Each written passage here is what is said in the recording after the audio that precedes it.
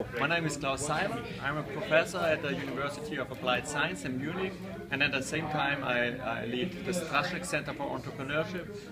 I just would like to thank you for this great workshop with 22 powers, because I think for entrepreneurship, personality of an entrepreneur is really important, and I think for that, to be a good entrepreneur, you have to know your strengths, you have to know your perhaps also weaknesses, and to find out it's really difficult. It's also difficult to find out that in education.